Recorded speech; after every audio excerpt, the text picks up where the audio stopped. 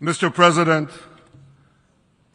the families of our dear hostages languishing in the dungeons of Gaza, ladies and gentlemen, last year I stood at this podium and I showed this map. It shows the curse of Iran's terror axis. This axis threatened the peace of the entire world. It threatened the stability of our region and the very existence of my country, Israel. Iran was rapidly developing a massive nuclear weapons program and a massive ballistic missile program. These were meant not only to destroy Israel, they were meant also to threaten the United States and blackmail nations everywhere. From Gaza, Yahya Sinwar dispatched waves of Hamas terrorists. They stormed into Israel on October 7th and committed acts of unspeakable savagery. From Lebanon, Hassan Nasrallah had launched thousands of missiles and rockets at our cities, terrorizing our citizens. In Syria, the murderous dictator Assad hosted Iran's forces, tightening a noose of death around our throats.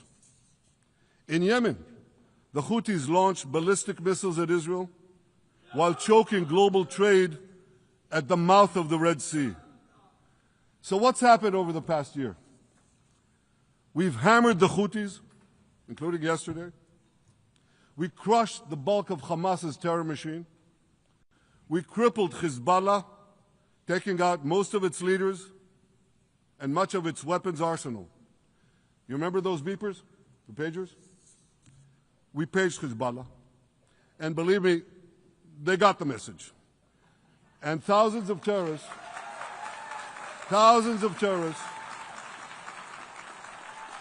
dropped to the ground. We destroyed Assad's armaments in Syria. We deterred Iran's Shiite militias in Iraq. And most importantly, and above anything else that I could say to you or that we did in this past year, in this past decade, we devastated Iran's atomic weapons and ballistic missiles programs.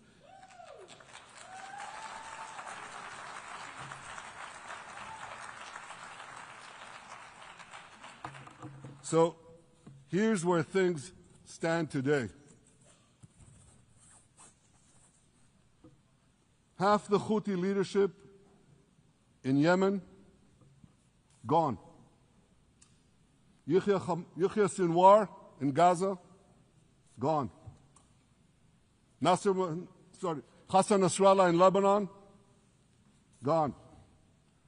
The Assad regime in Syria, gone. Those militias in Iraq, well, they're still deterred. And their leaders, if they attack Israel, will also be gone. And for Iran's top military commanders and its top atomic bomb scientists, well, they're gone too.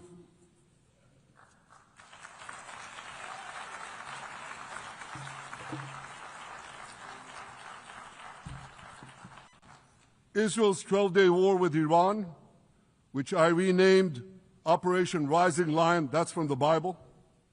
This 12-day war will go down in the annals of military history.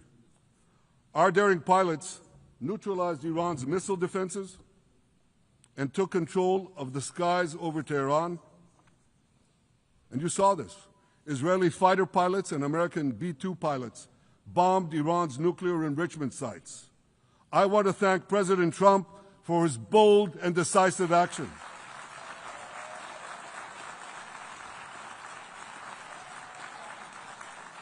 President Trump and I promised to prevent Iran from developing nuclear weapons, and we delivered on that promise.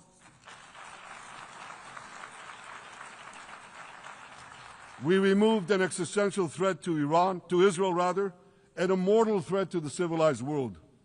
We lifted a dark cloud that could have claimed millions and millions of lives. But, ladies and gentlemen, we must remain vigilant. We must remain absolutely clear-minded and vigilant. We must not allow Iran to rebuild its military nuclear capacities. Iran's stockpiles of enriched uranium, these stockpiles must be eliminated.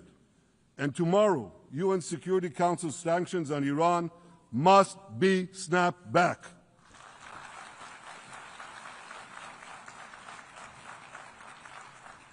Thanks to the resolve of our people, the courage of our soldiers, and the bold decisions we took, Israel rebounded from its darkest day to deliver one of the most stunning military comebacks in history.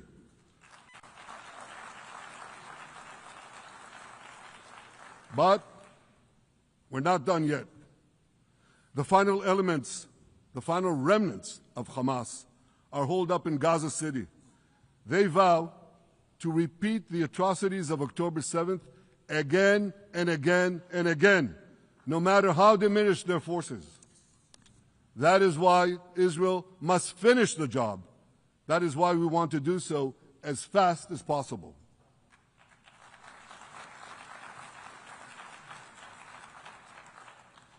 Ladies and gentlemen, much of the world no longer remembers October 7th.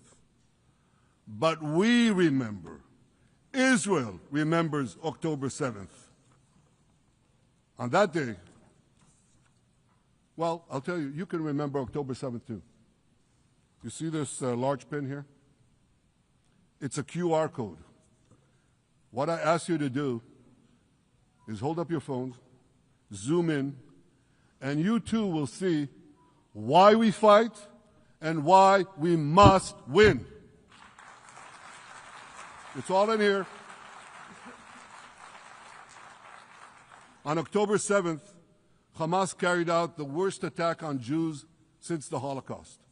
They slaughtered 1,200 innocent people, including over 40 Americans and foreign nationals from dozens of countries represented here.